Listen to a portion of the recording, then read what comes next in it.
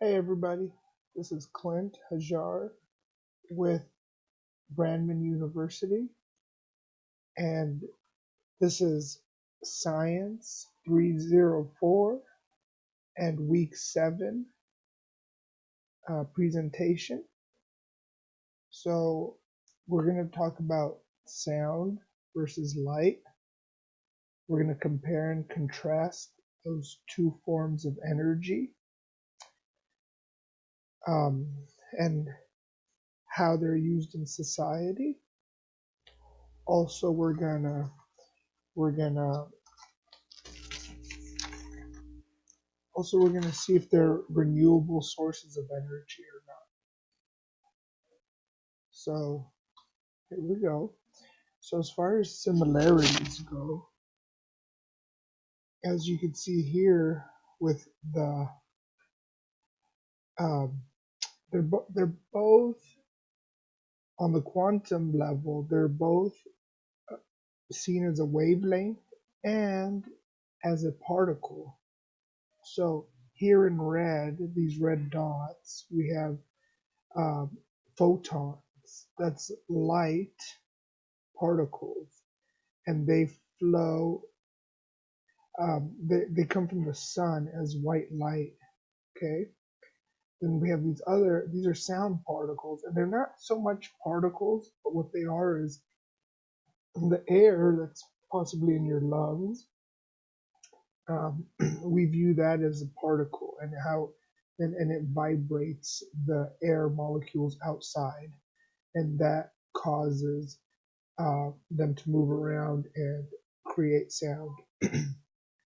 Also, they can both be seen as a wavelength, like this one in the top left. This is a sound wavelength, and as these are compressed back and forth over a certain time period, they will they'll move.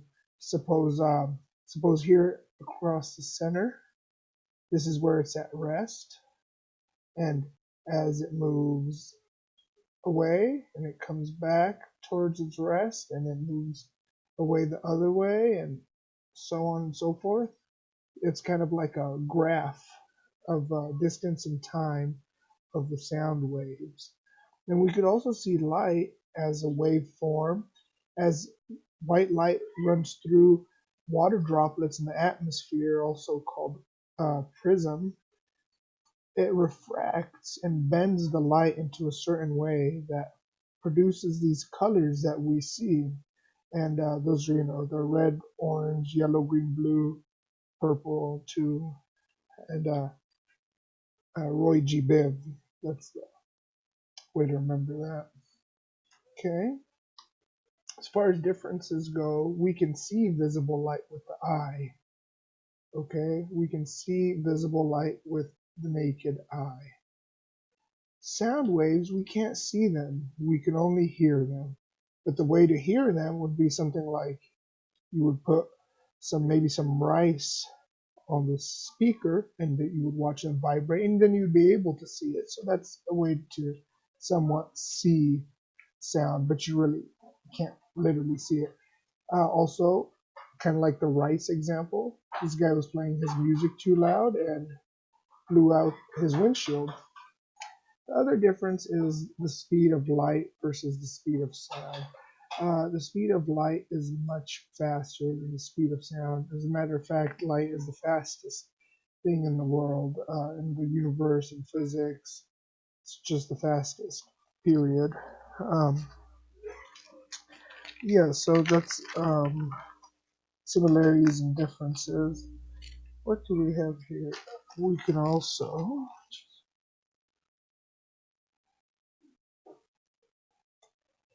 as far as being renewable or non-renewable light, if you consider if you consider the light coming from the sun, you can call it renewable energy because the sun, relative to human life, is going to burn for a much longer time period.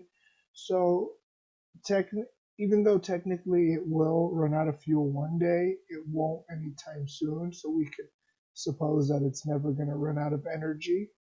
And we can consider, then in that case, we can consider it a renewable source of energy. Light as coming from maybe a light bulb, not so much, because the light bulb, say, burns for a few months and it'll burn out much less than the life expectancy of a human, animal, etc. So non-renewable. It's a little different with sound, though. Sound is more of a kinetic energy rather than renewable. Um, and sound, I guess, is kind of like,